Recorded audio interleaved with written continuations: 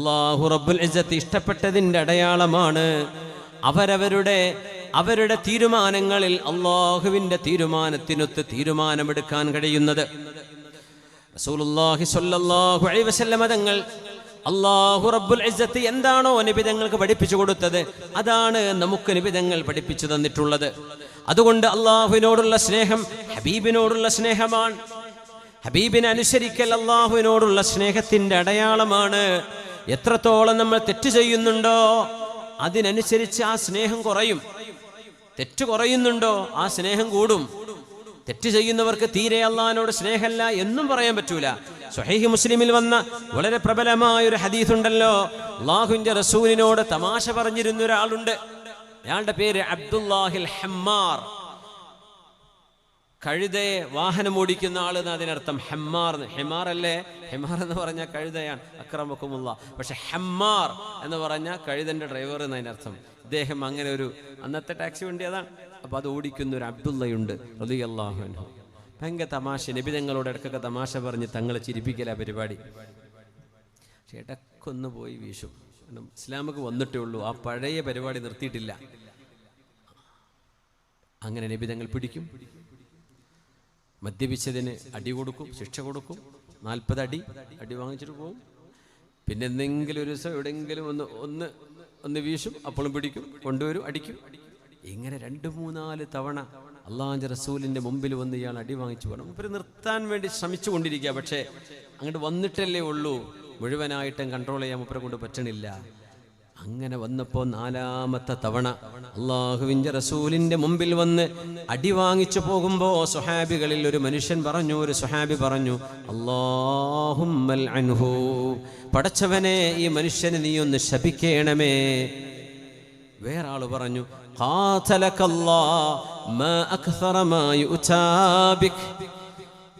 അല്ലാഹു നിന്നോട് ദേഷ്യപ്പെടട്ടെ, എത്ര തവണയാണ് നീ ഇങ്ങനെ വരുന്നത്, എത്ര തവണയാണ് നിന്നെ ശിക്ഷിക്കുന്നത്? 1 വട്ടമോ 2 വട്ടമോ അല്ലല്ലോ, 3 കഴിഞ്ഞില്ലേ, 4 ആയില്ലേ, നിനക്ക് നിർത്താനായില്ലേ? അല്ലാഹു നിന്നെ ശപിക്കട്ടെ എന്ന് പറഞ്ഞപ്പോ ഈ ശാപവാക്കുകൾ കേൾക്കുന്ന റസൂലുള്ളാഹി സ്വല്ലല്ലാഹു അലൈഹി വസല്ലം തങ്ങൾ പറഞ്ഞ മറുപടി നിങ്ങൾക്ക് ഓർമ്മയില്ലേ? ഫഖാലൻ നബി, ഹബീബായ നബി തങ്ങൾ പറഞ്ഞു, ലാ തൽഅനൂ, ആ മനുഷ്യനെ നിങ്ങളൊന്നും ശപിക്കല്ലേ. ഫവല്ലാഹി മാ അലിംതു ഇല്ലാ അന്നഹു യുഹിബ്ബുല്ലാഹ വറസൂലഹു, ആ മനുഷ്യനെ കുറിച്ച് ഞാൻ അറിയുന്നത്, ആര് പറയാ? നബി തങ്ങൾ പറയാ. ഇയാളെക്കുറിച്ച്, ഇയാൾ മദ്യപിക്കുന്ന ആളാണ്, എന്നാലും അയാളെക്കുറിച്ച് ഞാൻ അറിയുന്നത് യുഹിബ്ബുല്ലാഹ വറസൂലഹു, അല്ലാഹുവിനോടും അവന്റെ റസൂലിനോടും സ്നേഹമുള്ള ആളാണ് ഈ മനുഷ്യൻ. ഖൽബിന്റെ ഉള്ളിൽ സ്നേഹം അപ്പോഴും ബാക്കിയുണ്ട്, പക്ഷെ ആ ഒരു ദുശ്ശീലം നിർത്താൻ പറ്റിയിട്ടില്ല എന്ന് വിചാരിച്ച് നിങ്ങൾ അയാളെ പിശാചിന് എറിഞ്ഞു കൊടുക്കുകയാണോ?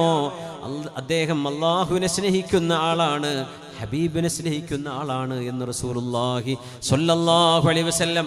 അതുകൊണ്ട് ഏതെങ്കിലും ഒരു ദുഷിച്ച ഏതെങ്കിലും സ്വഭാവങ്ങളുള്ള ആളുകളെ മുഴുവനായും അങ്ങ് അകറ്റുകയോ, ആർക്കും വേണ്ടാത്ത ആളാണെന്ന് പറയുകയോ, നാട്ടുകാർ അയാളെ പിടിച്ച് കള്ളുകുടിയനായി സ്റ്റാമ്പടിച്ച് വിടുകയോ ചെയ്യരുതേ.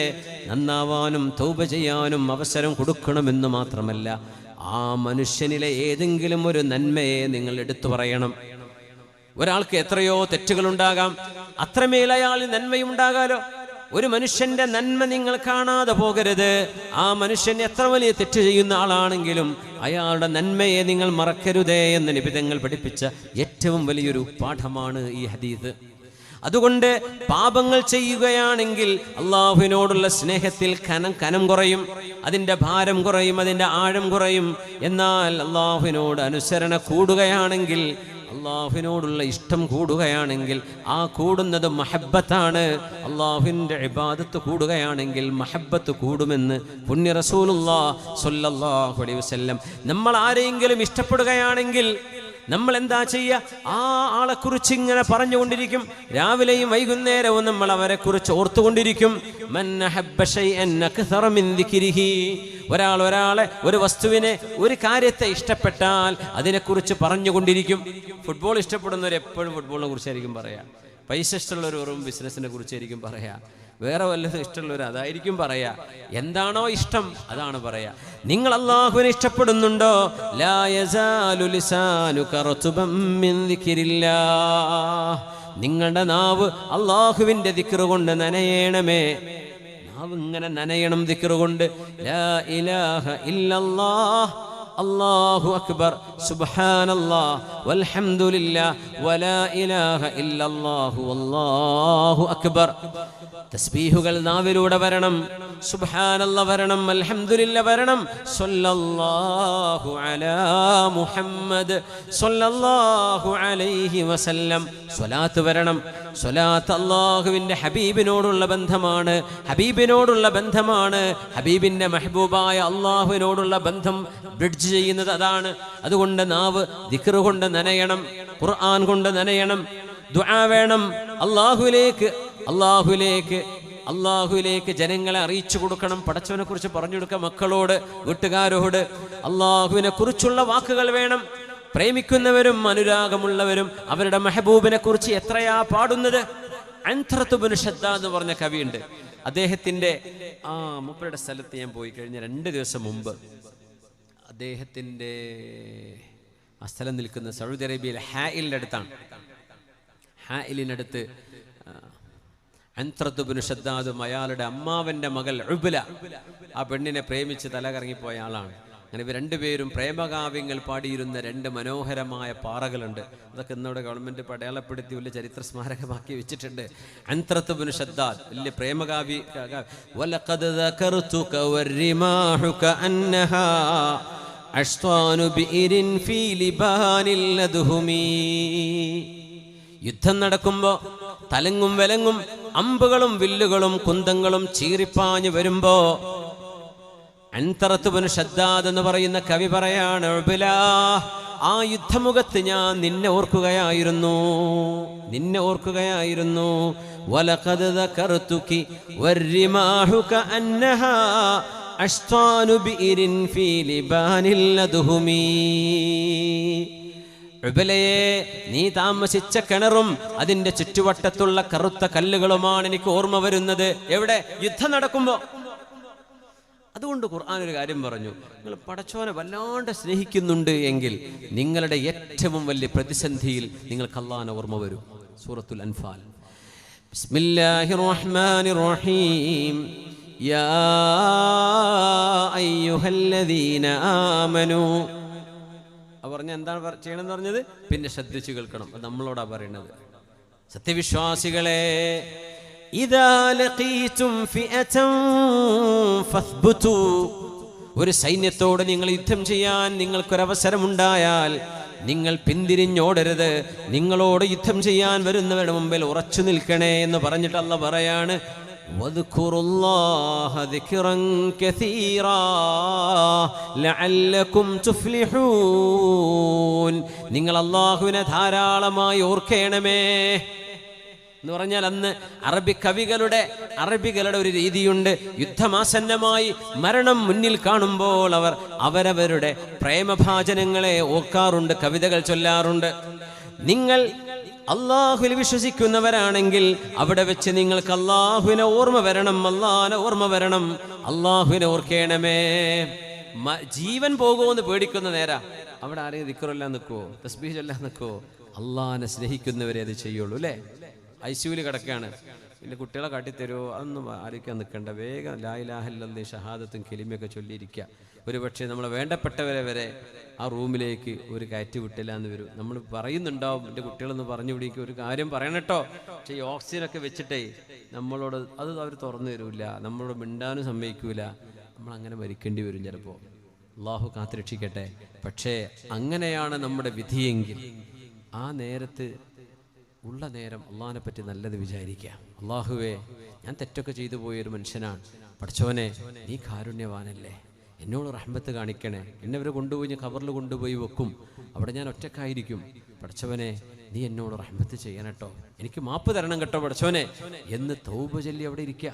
വേറൊന്നും പേടിച്ചിട്ടൊന്നും കാര്യമില്ല, നമ്മൾ ഒച്ച വെച്ചിട്ടും കാര്യമില്ല. ആരെ വിളിച്ചാൽ അവിടുത്തെ നേഴ്സോ ഡോക്ടറോ ആരുടെ പറഞ്ഞയക്കൂല.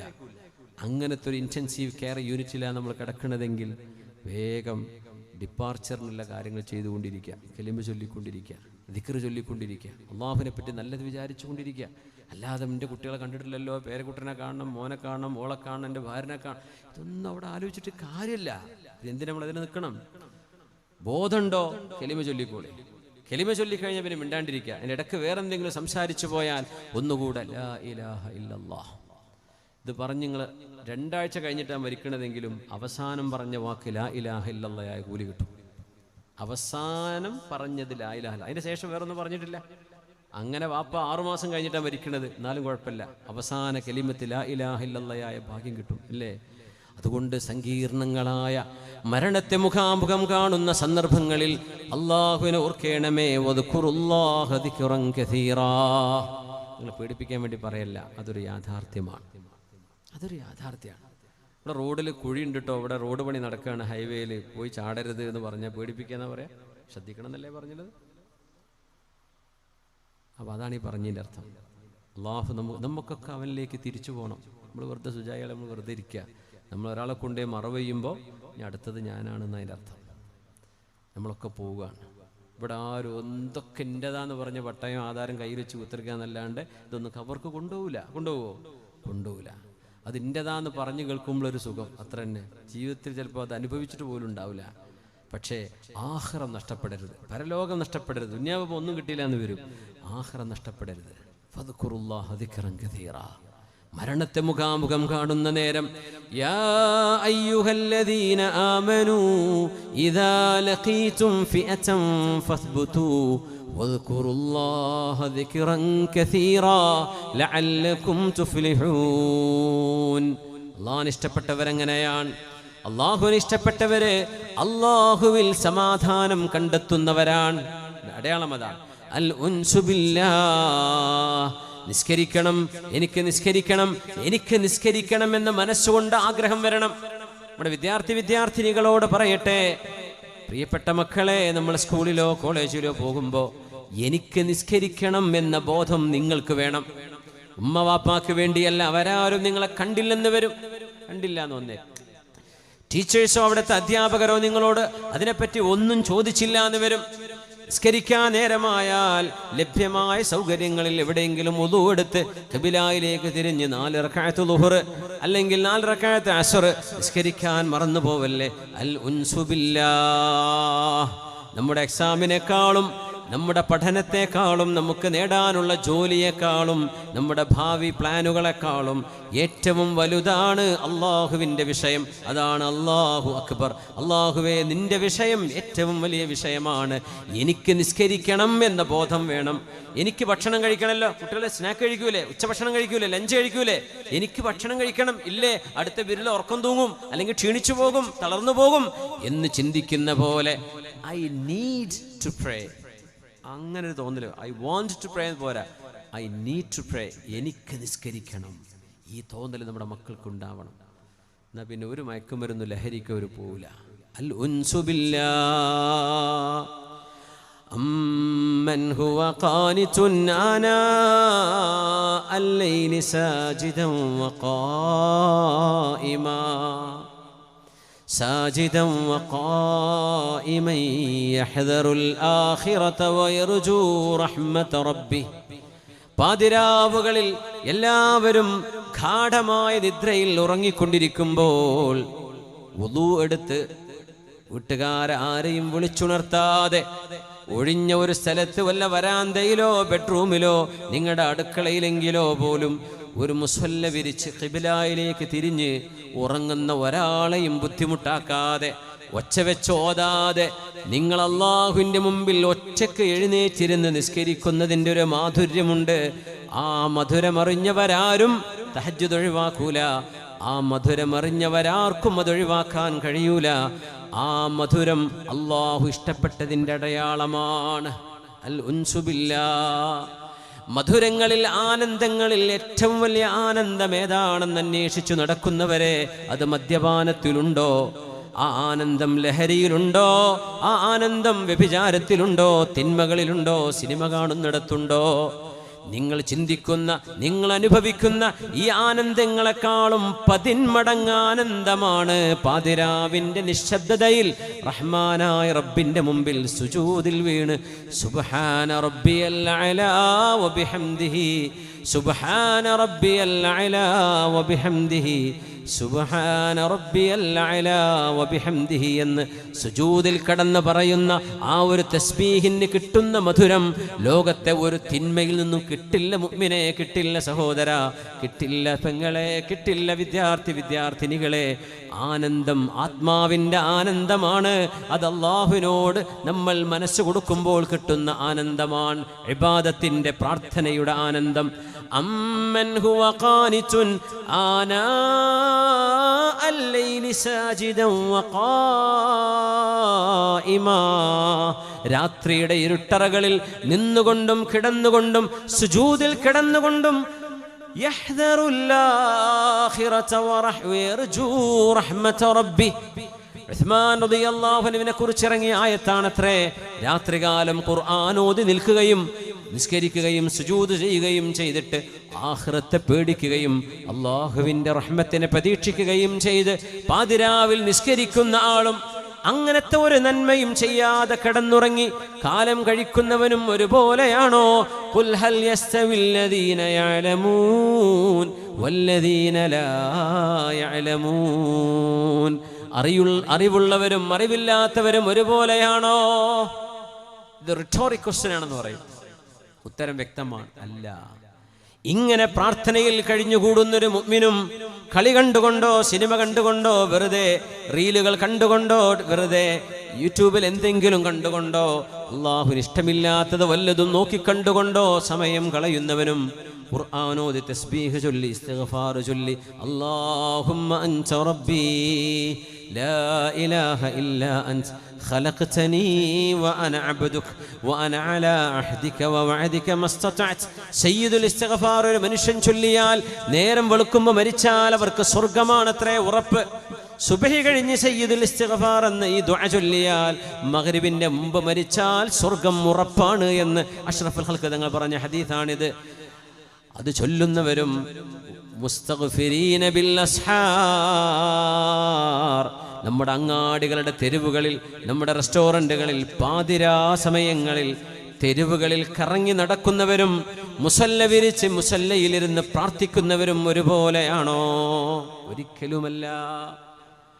ലഹരിയടിച്ച് മദ്യപിച്ച് ബോധമില്ലാതെ റോഡരികിൽ കറങ്ങി നടക്കുന്നവനും അള്ളാഹുവിനെ പേടിച്ച് മുസല്ല വിരിച്ച് വുദു എടുത്ത് പാതിരാവിൽ നിസ്കരിക്കുന്ന മക്കളും ഒരുപോലെയാണോ? ഒരിക്കലുമല്ല, ഒരിക്കലുമല്ല.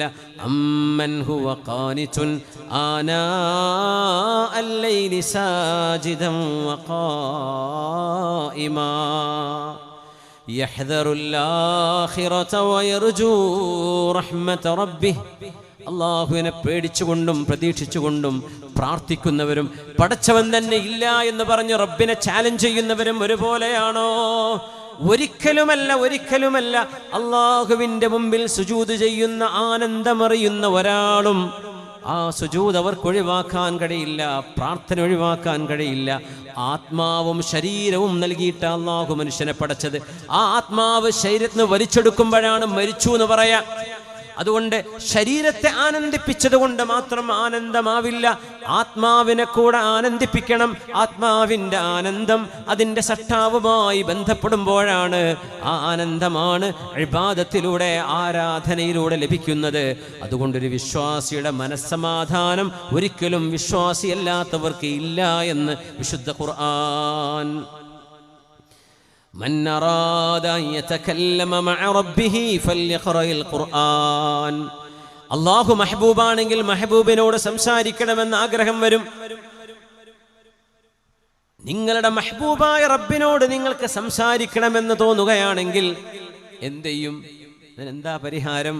മൂസാ നബി അള്ളാഹുവിനോട് സംസാരിച്ചു. കലീമുല്ലാഹ്, അള്ളാഹുവിനോട് സംസാരിച്ച നബിയാണ് മൂസ ഇബ്നു ഇമ്രാൻ അലൈഹിസ്സലാം. സീനാ താഴ്വരയിലെ തുവാ താഴ്വരയിൽ വെച്ച് മഹാനായ മൂസ നബി റബ്ബിനോട് സംസാരിച്ചു. അപ്പൊ റബ്ബിനോട് എനിക്കൊന്ന് കാണണമെന്ന് ചോദിച്ചില്ലേ? റബ്ബി അരിനീ അൻദുർ ഇലൈക് അല്ലാഹുവേ നിന്നെ എനിക്കൊന്ന് കാണിച്ചു തരുമോ നീയേ, എനിക്ക് നിന്നെയൊന്ന് നോക്കി കാണാനാണ് എന്ന് മൂസ നബി പറഞ്ഞ നേരം സയ്യിദുനാ മൂസ നബിക്ക് കാണാൻ കഴിഞ്ഞില്ല.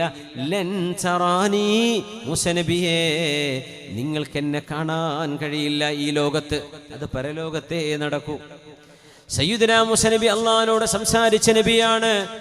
മുഹമ്മദ് റസൂലുള്ളാഹി സ്വല്ലല്ലാഹു അലൈഹി വസല്ലം തങ്ങൾ അള്ളാഹുവിനോട് സംസാരിക്കുകയും ഉലമാഇന്റെ ഒരു അഭിപ്രായ പ്രകാരം റബ്ബിനെ കാണുകയും ചെയ്ത നബിയാണ് മുഹമ്മദ് റസൂലുള്ളാഹി സ്വല്ലല്ലാഹു അലൈഹി വസല്ലം. സൂറത്തുൻ നജ്മിന്റെ തഫ്സീർ വിശദീകരിക്കുമ്പോൾ പറയുന്നുണ്ട് അത് എന്താണ്. ലഖദ് റആ മിൻ ആയാതി റബ്ബിഹി അൽ കുബ്റ, ലഖദ് റആ മിൻ ആയാതി റബ്ബിഹി, അല്ലാഹുവിന്റെ ദൃഷ്ടാന്തങ്ങളിൽ അൽ കുബ്റ ഐ അൽ ആയത്തുൽ കുബ്റ, അള്ളാഹിന്റെ ദൃഷ്ടാന്തങ്ങളിൽ ഏറ്റവും കുബറയായ ദൃഷ്ടാന്തം നബി തങ്ങൾ കണ്ടു എന്ന് പറയുന്നത് അള്ളാഹുവിന്റെ റുയത്താണത്രേ. ഏതായിരുന്നാലും റബ്ബിനോട് സംസാരിക്കണമെന്ന് നമുക്ക് തോന്നിയാൽ നമ്മൾ എന്ത് ചെയ്യും? നമ്പറില്ലല്ലോ വിളിക്കാൻ. അള്ളാഹുവിനോട് എങ്ങനെ സംസാരിക്കുക? ആർക്കെങ്കിലും ഉത്തരം ഉണ്ടോ? അവിടെ ഉത്തരം അറിയുന്നവരുണ്ടെങ്കിൽ കൈവയ്ക്കാട്ടെ. എന്ത് ചെയ്യും? അള്ളാഹുവിനോട് സംസാരിക്കണം തോന്നിയാൽ എന്ത് ചെയ്യും? ആരോ പറയണ്ടല്ലോ ഉത്തരം. അവർക്ക് പറഞ്ഞോളൂ. ദുആ ചെയ്യാൻ നിസ്കരിക്കാം. മൻ അറാദ, ഹദീസാണ്, മൻ അറാദ അൻ യതകല്ലമ മഅ റബ്ബിഹി, അല്ലാഹുവിനോട് സംസാരിക്കണമെന്ന് ആർക്കെങ്കിലും ആഗ്രഹമുണ്ടെങ്കിൽ ഫല്യഖറഇൽ ഖുർആൻ, ഖുർആൻ ഓതണേ എന്ന് റസൂലുള്ളാഹി സ്വല്ലല്ലാഹു അലൈഹി വസല്ലം. അതാണ് അതിൻ്റെ മാർഗം. ഖുർആൻ അള്ളാഹിൻ്റെ സംസാരമാണ്, അള്ളാഹുവിൻ്റെ സംസാരമാണ് കേൾക്കുന്നത്. റബ്ബിനോട് സംസാരിക്കുകയാണെങ്കിൽ, അള്ളാഹുവിനോട് അങ്ങോട്ട് സംസാരിക്കുകയാണെങ്കിൽ അള്ളാഹു അക്ബർ ചൊല്ലി നിസ്കരിക്കുന്നു. ആ നിസ്കാരത്തിൽ നമ്മൾ ചൊല്ലുന്നത് ഓതുന്നത് ഖുർആനാണ്, തസ്ബീഹാണ്. തക്ബീർ ചൊല്ലിയാൽ അള്ളാഹുവിനോടാണ് സംസാരിക്കുന്നത്. അള്ളാഹിന്റെ സംസാരം ഇങ്ങോട്ട് കേൾക്കണമെങ്കിൽ അങ്ങനെയാണത്.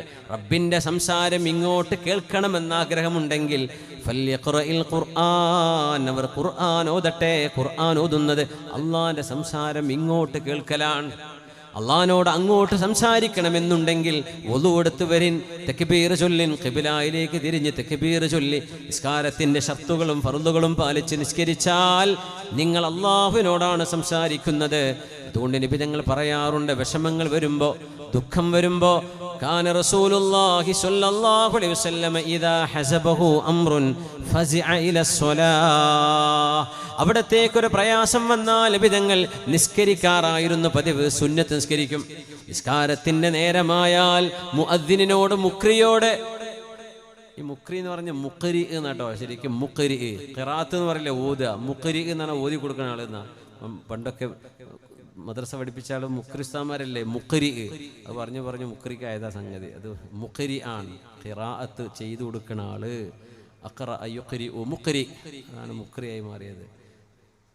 ബിലാൽ ഇബ്നു റബാഹ് റളിയല്ലാഹു അൻഹു എന്ന ഹബീബിന്റെ മുക്രിയോട് വാങ്ക് വിളിക്കണേ, ഇഖാമത്ത് കൊടുക്കണേ എന്ന് പറയേണ്ടതിന് പകരം പുണ്യനബി പറയാറുള്ള വാക്കെന്താണെന്നറിയുമോ? അരിഹ്നാ ബിഹാ യാ ബിലാൽ, ബിലാലേ ആ നിസ്കാരം കൊണ്ടൊരാനന്ദം തരിൻ ബിലാലേ. നിസ്കാരം ആനന്ദമാണ്. ബിലാലേ വാങ്കൊടുക്കിൻ, ഇഖാമത്ത് കൊടുക്കിൻ, സമയമായല്ലോ എന്ന് പറയാൻ നബി പറയാറുള്ളത് അരിഹ്നാ ബിഹാ യാ ബിലാൽ, ബിലാലേ നിസ്കാരത്തിന് ഇഖാമത്ത് കൊടുത്ത് നമുക്ക് സമാധാനം തരിൻ ബിലാലേ. അരിഹ്നാ ബിഹാ യാ ബിലാൽ. ആനന്ദമുള്ളവരുടെ ആനന്ദം, അള്ളാഹുവിനോട് സ്നേഹമുള്ള ആളുകളുടെ മനസ്സിന്റെ വേദന തക്ബീർ ചൊല്ലിയാൽ അവർക്ക് വിഷമുണ്ടാവും. എന്താ വിഷമെന്നറിയോ? ഇത് തീർന്നു പോകുമല്ലോ, ഇമാമു സലാം വീട്ടുമല്ലോ, നിസ്കാരം പെട്ടെന്ന് തീരുമോ എന്ന പേടിയാണ് മുഹിബ്ബീങ്ങൾക്കുണ്ടാവുക.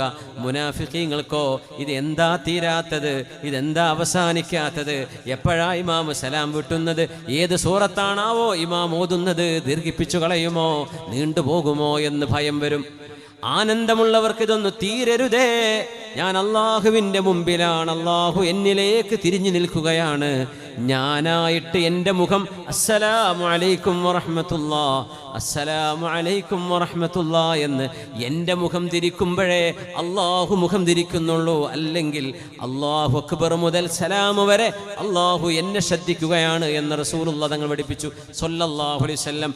ആനന്ദമുള്ള അള്ളാഹുവിനോട് മഹബ്ബത്തുള്ളവർക്ക് ഇതൊന്ന് തീരല്ലേ എന്നാണ് ആഗ്രഹം. അല്ലാത്തവർ തറാവി എവിടെയാ എണ്ണം കുറവ്, എവിടെയാ വേഗം തീരുക എന്ന് പറഞ്ഞു ഓടി നടക്കും അല്ലേ.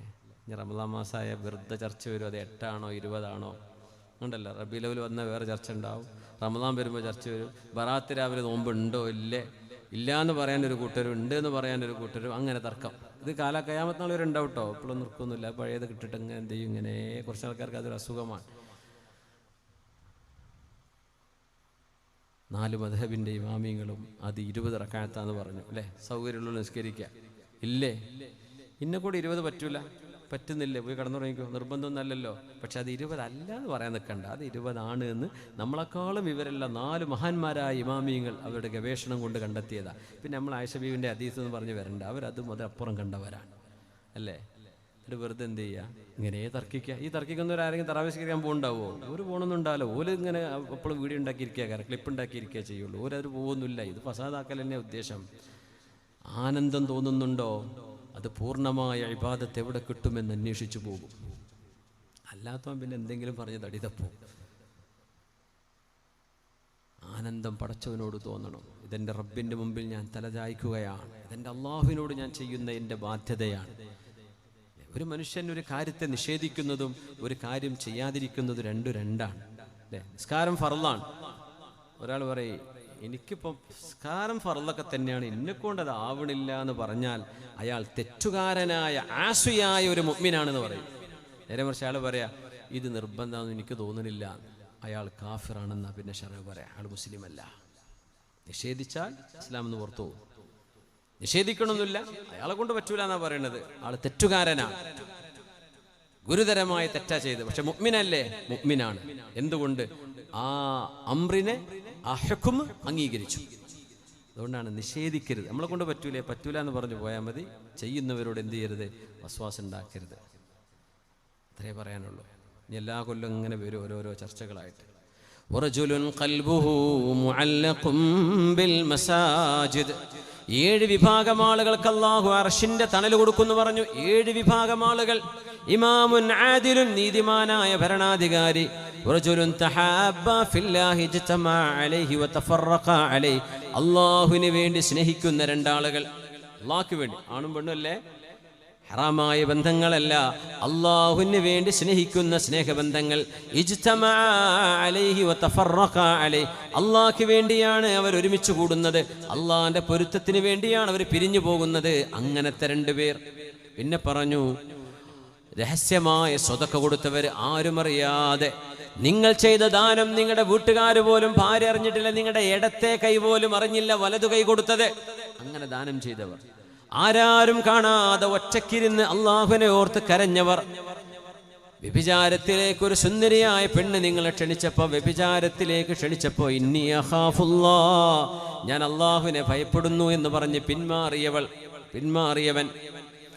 പിന്നെ പറഞ്ഞു വമൻ ഖൽബുഹു മുഅല്ലഖും ബിൽ മസാജിദ്. ആരുടെ ഹൃദയമാണോ അള്ളാഹുവിൻ്റെ മസ്ജിദുമായി ബന്ധപ്പെട്ട് കിടക്കുന്നത്, എപ്പോഴും പള്ളിയുടെ കാര്യത്തെക്കുറിച്ചാണ് അവരുടെ ആവലാതിയും വേവലാതിയും ചിന്തകളും. പള്ളിയുടെ പണി പൂർത്തിയാക്കണം, അവിടെ ഹൗള് വേണം, അവിടെ വൃത്തിയാക്കണം, അവിടെ വെള്ളം ആയിട്ടില്ല, അവിടെ പായ് വിരിച്ചിട്ടില്ല, ബാങ്ക് വിളിച്ചിട്ടില്ല, അവിടെ ലൈറ്റ് ഓഫ് ആക്കിയിട്ടില്ല, സ്വിച്ച് ഇട്ടിട്ടില്ല. ഇങ്ങനെ ഏതു നേരവും മസ്ജിദുമായി ബന്ധപ്പെട്ട് ചിന്തിക്കുന്നവർ. പിന്നെ ആരാണോ ചെറുപ്പകാലം മുതൽ നിസ്കാരം നിലനിർത്തി അള്ളാനെ ഭയപ്പെട്ട് വളർന്നു വന്ന ചെറുപ്പക്കാരനാരോ, ഈ 7 വിഭാഗം ആളുകൾക്ക് നാളെ അർശിന്റെ തണൽ അല്ലാഹു നൽകും. വിചാരണയ്ക്ക് വേണ്ടി ഒരുമിച്ച് കൂട്ടുമ്പോ സൂര്യകോളം പോലോത്തത് തലക്ക് തൊട്ട് താഴെ വന്ന് അടുത്ത് നിൽക്കുമ്പോ വിയർത്ത് വെന്ത് നുരുകുമ്പോ അർശിന്റെ തണൽ നൽകാൻ 7 വിഭാഗത്തെ അള്ളാഹു തെരഞ്ഞെടുത്തതിൽ 7 വിഭാഗത്തിന്റെയും പ്രത്യേകത അറിയണേ. അവർ അള്ളാഹുവിനെ മാത്രം ഉദ്ദേശിച്ച് കാര്യങ്ങൾ ചെയ്തവരാണ്. അതിലൊന്ന് വമൻ ഖൽബുഹു യഹ്വിൽ മസാജിദ ദായിമാ.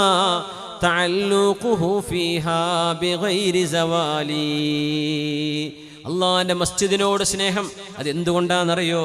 നിങ്ങൾ ഒരാളെ ഇഷ്ടപ്പെട്ടാൽ ആ മെഹബൂബിന്റെ വീട് നിങ്ങൾക്ക് ഇഷ്ടാവും, അവരുടെ മഹല്ല് നിങ്ങൾക്ക് ഇഷ്ടമാവും, നാട് ഇഷ്ടമാവും. അള്ളാന്റെ വീട് നമുക്ക് ഇഷ്ടമാവണം. റബ്ബ് നമ്മുടെ മെഹബൂബാണ്. അള്ളാഹുവിന്റെ വീടാണ് ലോകത്തെ എല്ലാ മസ്ജിദും.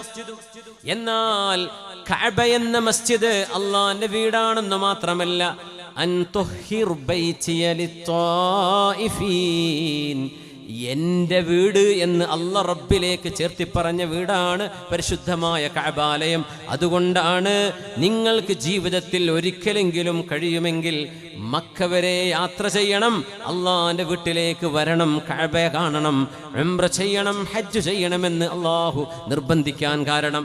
കഅബാലയം കുറെ കല്ലും ചുമരും മാത്രമല്ല, അത് കാണാനല്ല അള്ളാഹു വിളിക്കുന്നത്. ഇത് റബ്ബിന്റെ വീടാണ്, മെഹബൂബിന്റെ വീട് ചെന്ന് കാണണ്ടേ? അത് മുഹിബിന്റെ ആഗ്രഹമല്ലേ?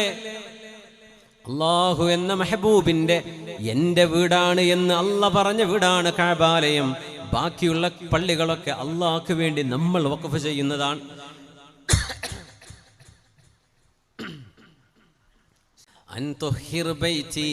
എൻ്റെ വീട്, എൻ്റെ വീട് എന്ന് അള്ളാഹു പറയുന്നത് കഅബാലയത്തെ കുറിച്ചാണ്. അത് എൻ്റെ വീട് വന്ന് സന്ദർശിക്കണം. അപ്പൊ അള്ളാഹ് നമ്മുടെ മെഹബൂബാണെങ്കിൽ പോയി സന്ദർശിക്കൂലേ? ഇതൊന്നും ഇഷ്ടമല്ലാണ്ടെങ്കിൽ വലിഞ്ഞു പോണവരുണ്ട്. അവിടെ എത്തിയിട്ട് പറയാം, അള്ളാഹ് ഹജ്ജ് ഇങ്ങനെയൊക്കെയാണെങ്കിൽ ഞാൻ വരൂലായി കേട്ടോ. എന്തിനാ പിന്നെ വന്ന കാര്യം, പോയില്ലേ? അവിടെ തിക്കും തിരക്കും കാണുമ്പോഴേ ഇതൊക്കെ ഹജ്ജ്, ഞാൻ ഇപ്പോഴാണ് അതൊക്കെ അറിയണത് എന്ന് പറയും. പോയി അവിടുത്തെ തിക്കും തിരക്കും, അവിടുത്തെ ചൂടും, അവിടുത്തെ തിരക്കും, അവിടുത്തെ നടത്തവും, അവിടുത്തെ ത്യാഗങ്ങളുമെല്ലാം എൻ്റെ മെഹബൂബ് പറഞ്ഞതുകൊണ്ടാണ് ഞാൻ ചെയ്യുന്നത് എന്ന് മനസ്സിൽ കരുതി വരുന്നവർക്കാണ് ഹജ്ജ്. അതുകൊണ്ടാണ് ആരെങ്കിലും ഹജ്ജ് ചെയ്യുകയും വലം യർഫുസ്, ആ ഹജ്ജിന്റെ വേളയിൽ ഒരു മുറുമുറുപ്പും പറയാതെ, ഒരു അക്ഷമയും കാണിക്കാതെ ആരാണോ അള്ളാഹുവിന് ഹജ്ജ് ചെയ്യുന്നത് അവർക്ക് സ്വർഗമാണ് പ്രതിഫലമെന്ന് റസൂലുള്ളാഹി സ്വല്ലല്ലാഹു അലൈഹി വസല്ലം. അള്ളാഹിന്റെ വീടിനോടൊരു സ്നേഹം, മസ്ജിദിനോടൊരു സ്നേഹം വേണം. ഇത് ഈമാന്റെ അടയാളമാണ്. പള്ളി അള്ളാഹുവിൻ്റെതാണ്. കമ്മിറ്റിക്കാരെ നമ്മളെന്നൊക്കെ പറഞ്ഞാലും പള്ളിയുടെ ഉടമസ്ഥാവകാശം ആർക്കാണ്? അള്ളാഹുവിന് വഖഫ് ചെയ്ത പള്ളി അള്ളാഹ്ക്കുള്ളതാണ്, അള്ളാഹിൻ്റെതാണത്. വഖഫ് ചെയ്താൽ അതിൻ്റെ മിൽക്ക് ഉടമസ്ഥാവകാശം ആർക്കാണ്? അള്ളാഹുവിനാണ്. പിന്നെ കമ്മിറ്റിക്കാർ കൈകാര്യകർത്താക്കളാണ്, ഉടമസ്ഥാവകാശം അള്ളാഹുവിനാണ്. ഭൂമിയിലെ എല്ലാ മസ്ജിദുകളും അള്ളാഹുവിൻ്റെ ഭവനങ്ങൾ തന്നെ. എന്നാൽ ഭൂമിയിലെ ആദ്യത്തെ വീടായ കഅബാലയം അള്ളാഹു എൻ്റേത് എന്ന് പറഞ്ഞ വീടാണ്. അതുകൊണ്ടാണ് കഅബാലയം നമ്മുടെ ഖിബിലയായി മാറിയത്. അതുകൊണ്ട് നമ്മുടെ നിസ്കാരത്തിന്റെ ഡയറക്ഷൻ ഖിബിലയാണ്. എന്ത്? അത് അള്ളാഹിൻ്റെതാണെന്ന് പറഞ്ഞ വീടാണ്. മറ്റേതൊക്കെ അള്ളാഹ്ക്ക് വേണ്ടി നമ്മൾ വഖഫ് ചെയ്ത വീടാണ്. അതാണ് വ്യത്യാസം. അള്ളാഹുവിനോട് മഹബ്ബത്തുണ്ടോ? അള്ളാഹുവിൻ്റെ വീട് പോയി സന്ദർശിക്കണം. അത് മുഅ്മിനായ മനുഷ്യന്റെ ഈമാനിന്റെ അടയാളമാണ്.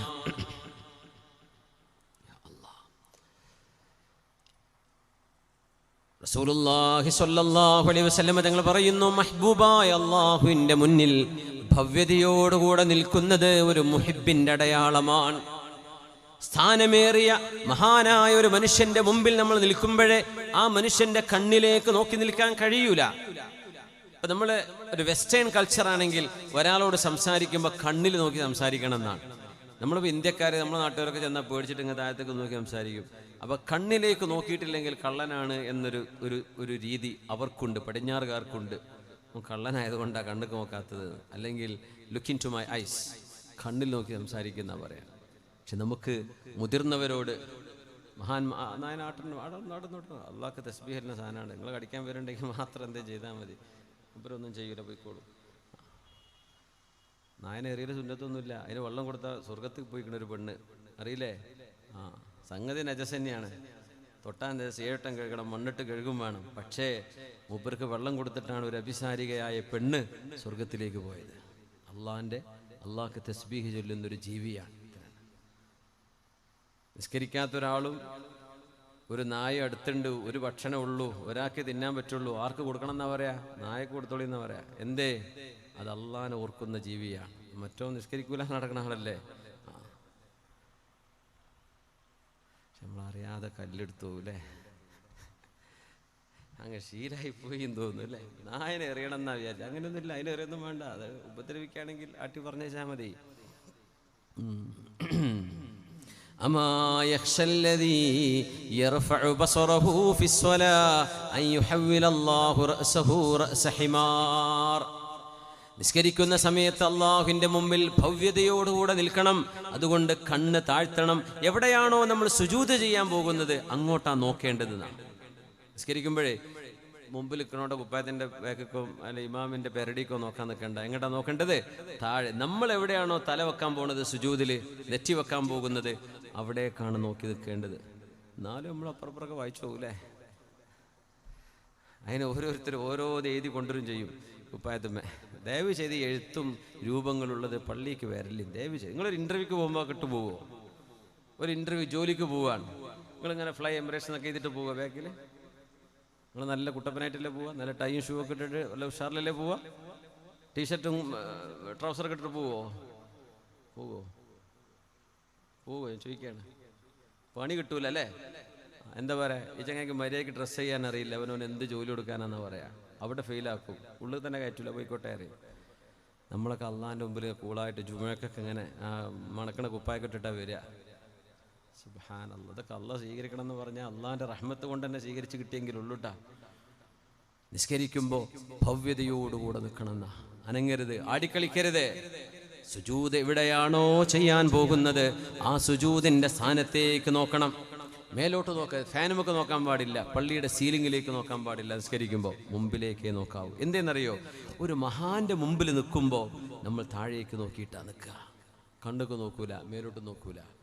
അള്ളാഹു ഉന്നതങ്ങളിലാണ്, അള്ളാഹു സമായിലാണ് എന്ന് പറയുമ്പോൾ അള്ളാഹു ഉന്നതങ്ങളിലാണ്. അതുകൊണ്ട് മേലോട്ട് നോക്കിക്കൂടാ, താഴേക്ക് നോക്കണം.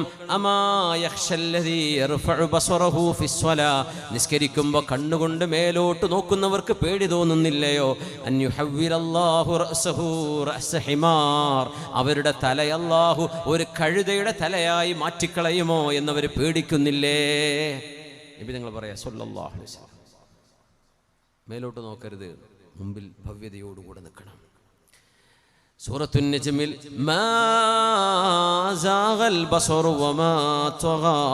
അള്ളാഹുവിൻ്റെ ഹദറത്തിലേക്ക് നബി തങ്ങൾ കയറി ചെല്ലുമ്പോൾ സല്ലല്ലാഹു അലൈഹി വസല്ലം ഹബീബായ നബി താഴേക്കാണ് നോക്കിയത്. നബി തങ്ങൾ ഇടത്തോട്ടും വലത്തോട്ടും നോക്കിയിട്ടില്ല. സല്ലല്ലാഹു അലൈഹി വസല്ലം ഇടത്തോട്ടും വലത്തോട്ടും നോക്കിയിട്ടില്ല. പുണ്യനബിയെ, അങ്ങയുടെ കണ്ണ് അള്ളാഹുവിൻ്റെ ഹദറത്തിൽ നിന്ന് ഇടത്തോട്ടോ വലത്തോട്ടോ തിരിഞ്ഞില്ലല്ലോ. അങ്ങ് താഴെ ഭവ്യതയോടുകൂടെയാണല്ലോ നോക്കിയത്.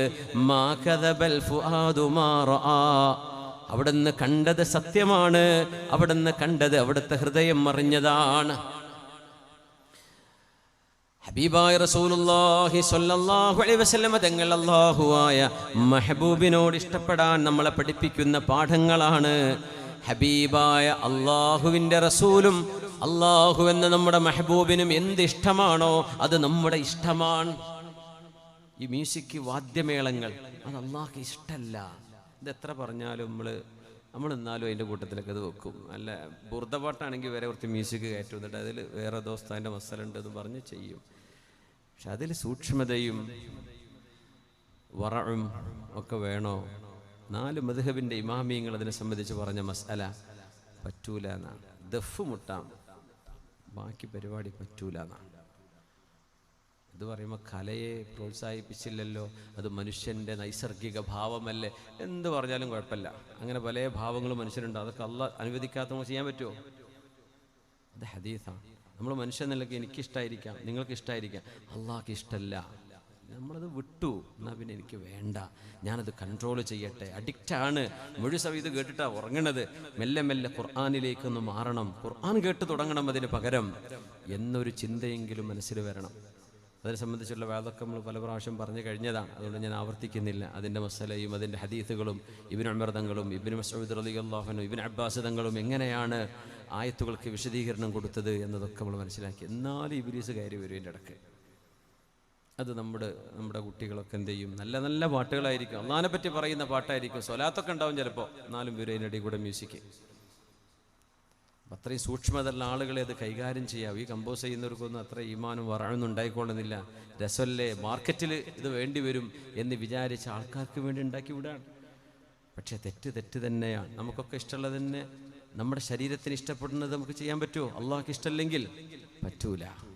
മെഹബൂബിന് എന്താണോ ഇഷ്ടം അതാണ് മുഹിബായ ആൾക്ക് ഇഷ്ടപ്പെടേണ്ടത്. എൻ്റെ റബ്ബിന് മയക്കുമരുന്ന് ലഹരി ഇഷ്ടമല്ലേ, എന്നാൽ ഞാൻ ഇന്നു മുതൽ നിർത്തി.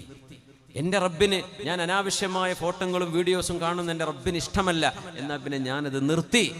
എൻ്റെ റബ്ബിന് ഗീബത്തും നമീമത്തും പറയുന്നത് ഇഷ്ടമല്ല, ഞാനത് നിർത്തി എന്ന് പറയുന്നതാണ് ഹുബ്ബ്. അള്ളാഹുവിനെ ഹുബ്ബ് കൊണ്ട് ഇബാദത്ത് ചെയ്യാൻ പറ്റണം. അള്ളാഹിനെ സ്നേഹിച്ചുകൊണ്ടും റബ്ബിനെ പേടിച്ചുകൊണ്ടും നമ്മൾ ഇബാദത്ത് ചെയ്യുന്നവരാണ്. അള്ളാഹു തൗഫീഖ് ചെയ്യട്ടെ. അനസ് റളിയല്ലാഹു പറയുന്നു, എനിക്ക് മത്തങ്ങ എന്ന് പറഞ്ഞ സാധനം ദുബാ, ചൊരങ്ങാന്നും പറയും. മത്തങ്ങക്കും ചൊരങ്ങക്കും അറബിയിൽ ദുബാ എന്ന് പറയാം. അത് ചൊരങ്ങയാണോ മത്തങ്ങയാണോ നോക്കുമ്പോൾ സാധ്യത മത്തങ്ങക്കാണ് കൂടുതൽ. ഈ കാസർഗോട്ടൊക്കെ നമ്മൾ മത്തങ്ങ ആ റൗണ്ടിലെ സാധനമല്ലേ, ചരങ്ങാന്ന് കുറച്ച് നീണ്ട് ഉരുണ്ടതല്ലേ. കാസർഗോഡ് ഭാഗത്ത് നീണ്ട് ഉരുണ്ട, നമ്മൾ ചരങ്ങാന്ന് പറയുന്നത് മത്തനെന്ന് പറയും, നമ്മൾ മത്തെന്ന് പറയും, ചൊരങ്ങാന്ന് പറയും. കുടുങ്ങിയില്ലേ, ഇനി എങ്ങനെ തിരുത്തി കൊടുക്കുക? കാസർഗോഡ് ജില്ലയിൽ അങ്ങനെ പറയല്. പലരും വിചാരം ഞാൻ കാസർഗോട്ടുകാരനാണെന്നാ, അമ്മ അമ്പാട്ടുകാരനാണ്, മലപ്പുറം ജില്ലക്കാരനാണെന്ന് അറിയാം. കാസർഗോട്ടുകാരൻ അങ്ങനെ പറയല്. അപ്പോൾ എനിക്കറിയാം, അവരെ കൂടെ നടക്കുമ്പോൾ അറിയാൻ പറ്റുമത്. രണ്ടാണെങ്കിലും അറബിയിൽ ദുബാ എന്നാ പറയാ. അനസ് റളിയല്ലാഹു പറയും, എനിക്ക് മത്തനൊന്നും ഇഷ്ടമല്ലാത്തൊരു സാധനമായിരുന്നു. പക്ഷേ പുണ്യ നബിയോടുകൂടെ ഞങ്ങളൊരു വിരുന്നിന് പോയപ്പോൾ അള്ളാഹുവിൻ്റെ ഹബീബിന് മാംസവും മത്തനും അടങ്ങുന്ന ഒരു വിഭവം ആ വീട്ടുകാരുണ്ടാക്കി കൊടുത്തപ്പോൾ അള്ളാഹുവിൻ്റെ ഹബീബ് മത്തൻ്റെ കഷ്ണങ്ങൾ ഇങ്ങനെ തെരഞ്ഞു പിടിച്ച് നബിതങ്ങൾ കഴിക്കുന്നത് ഞാൻ കണ്ടു. ഫമിൻ ഹീനിഹാ, അവിടം മുതൽ അഹ്ബബ്തു ദുബ്ബാ, എനിക്ക് ആ ചരങ്ങയോ മത്തനോ അവിടം മുതൽ എനിക്ക് ഇഷ്ടമായി എന്ന് അനസ് റളിയല്ലാഹു അൻഹു. എന്തേ? അത് ഹബീബിനോടുള്ള മഹബ്ബത്താണ്. അത് ചരങ്ങ തിന്നൽ സുന്നത്തോ ഖറാഅത്തോ ഫർളോ എന്നതല്ല വിഷയം. ഹബീബിന് ഇഷ്ടമാണോ അതെനിക്ക് ഇഷ്ടമാണ്. നിബിതങ്ങളത് ചുരങ്ങ തുന്നല് അല്ലെങ്കിൽ മത്തൻ കഴിക്കൽ സുന്നത്ത് എന്ന് പറഞ്ഞിട്ടില്ല. അത് നിബിതങ്ങൾ ചെയ്തു.